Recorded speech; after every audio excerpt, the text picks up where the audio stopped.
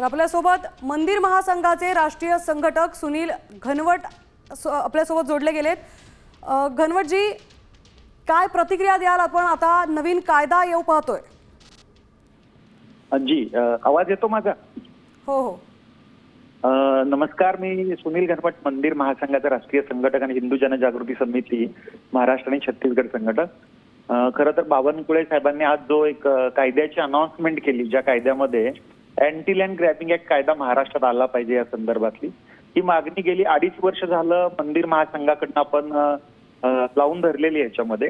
कारण बऱ्याच ठिकाणी असं लक्षात आलं, विशेष करून विदर्भातल्या बाबतीत, की मंदिरांच्या ज्या जमिनी आहेत त्या जमिनीवरती बिल्डर लॉबी, काही तहसीलदार, काही रेव्हेन्यू डिपार्टमेंट मधले अधिकारी यांच्या संगनमताने शेकडो एकर जमिनी ज्या आहेत त्या लाटल्या गेल्या आहेत आणि अगदी अल्प मूल्यामध्ये लाटल्या गेलेल्या आहेत। एक उदाहरण सांगायचं झालं तर सोमेश्वर महादेव संस्थानची जी जमीन आहे त्या जमिनीवरती 50 कोटीची जमीन अवघी 960 रुपयाला विकण्याची ऑर्डर सकाळी निघते आणि संध्याकाळी विकली जाते।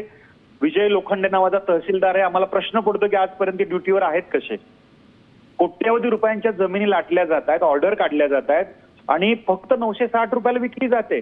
त्याचबरोबर त्या ठिकाणचं दुसरं जे कालेश्वर महादेव संस्थान आहे त्याची 30 कोटीची जमीन 10,000ला विकली जाते। ह्या सगळ्या गोष्टी मंदिर महासंघाने गांभीर्याने घेऊन आपली आशिष जयस्वाल साहेबांबरोबर बैठक झाली होती, त्यामुळे त्यांनी आम्हाला आश्वस्त केलं होतं या पद्धतीच्या जमिनी आहेत तर याबाबत सरकार गंभीर आहे आणि आम्ही विचार करतो आहोत याबाबत। आणि बावनकुळे साहेबांनी हा विषय घेतला, खूप चांगला भाग झाला की जमिनींचं हस्तांतरण करता येत नाही, विकता येत नाही, त्याच्यावर अतिक्रमण करता येत नाही, असं असताना सुद्धा 1950च्या ऍक्ट नुसार या सगळ्या तरतुदी असताना सुद्धा या जमिनी मंदिरांच्या ज्या आहेत त्या विकल्या कशा जातात, तर यासाठी गुजरात सरकारनं जसा कायदा बनवलाय तसाच कायदा कर्नाटक, गुजरात, आसाम आणि ओडिशा त्याप्रमाणे महाराष्ट्रातही कायदा व्हावा अशी आम्ही मागणी मंदिर महासंघाकडनं मुख्यमंत्री महोदयांना केली होती नागपूर अधिवेशनाच्या वेळेस। त्यांनी सुद्धा आम्हाला आश्वस्त केलं होतं देवेंद्रजींनी की हा खूप गंभीर विषय आहे आणि आम्ही याबाबत सकारात्मक आहोत, हा चांगला विषय तुम्ही आणलेला आहे।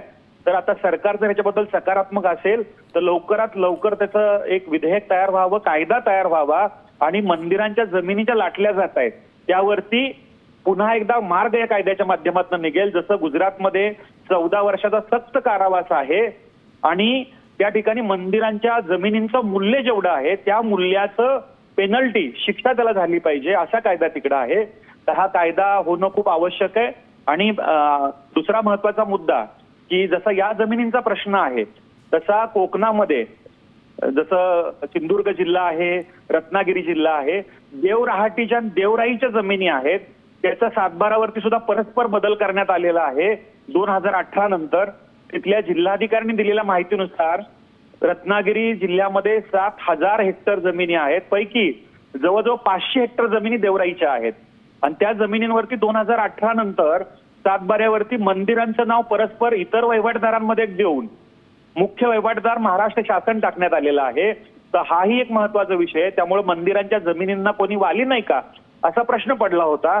आता सरकारनं हा विषय गांभीर्याने घेतला, बावनकुळे साहेबांनी घेतला, तर अनाउन्समेंट आज झालेली आहे। लोकांकडनं त्या संदर्भातली माहिती मागवावी।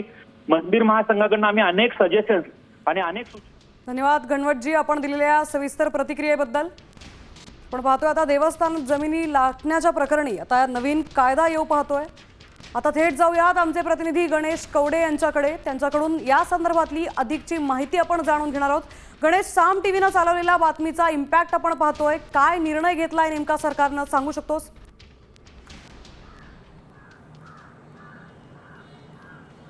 नक्कीच साम टीव्हीने ज्या देवस्थानच्या जमिनी आहेत त्या परस्पर आहेत त्या नावावर होत असल्याच्या बातम्या आहेत त्या दाखवण्यात आल्या होत्या आणि त्यामुळे या जमिनी कशा पद्धतीने आता देवस्थानच्याच नावावर राहिल्या पाहिजेत या सगळ्या संदर्भामध्ये सरकारच्या वतीने एक कायदा आहे तो तयार करण्यासाठी हालचाली सुरू झालेल्या आहेत आणि या सगळ्या संदर्भामध्ये पब्लिक डोमेनमध्ये देखील आहे ते सरकारकडून आता लोकांची नेमकी काय मतं आहेत या सगळ्या संदर्भामधली ती मागवण्यात येतील आणि त्यामुळे येत्या अधिवेशनामध्ये या सगळ्या संदर्भामधला जो कायदा आहे तो देखील येणार असल्याचं महसूल मंत्री चंद्रशेखर बावनकुळे यांच्याकडून स्पष्ट करण्यात आलेलं आहे। त्यामुळे साम टीव्हीने खरं तर दाखवण्यात आलं होतं की ज्या जमिनी आहेत त्या कशा पद्धतीने या लादल्या गेलेल्या आहेत, कारण की ज्या काही मोठ्या जो भाव असतो त्या भावापेक्षा कमी दरांमध्ये आहेत त्या जमिनी परस्पर ट्रान्सफर देखील आहेत त्या केलेल्या आपण प्रकरण आहे ते उघडकीस आणण्यात आले होते। त्यामध्ये प्रामुख्याने पश्चिम महाराष्ट्राचे असतील, कोकणमध्ये असतील, या सगळ्या जमिनी आहेत त्या खरं तर या परस्पर नावावर करण्याचे प्रकार आहे ते उघडकीस आले होते आणि त्यानंतरून ही साम टीव्हीने सगळं चित्र आहे ते स्पष्ट केलं होतं। त्यानंतर या सगळ्या संदर्भामध्ये कायदा येण्यात यावे ही प्रामुख्याने मागणी आहे ती देवस्थान समितीकडून देखील येत होती आणि त्यानुसार नक्कीच गणेश, धन्यवाद आपण दिलेल्या सविस्तर प्रतिक्रियेबद्दल।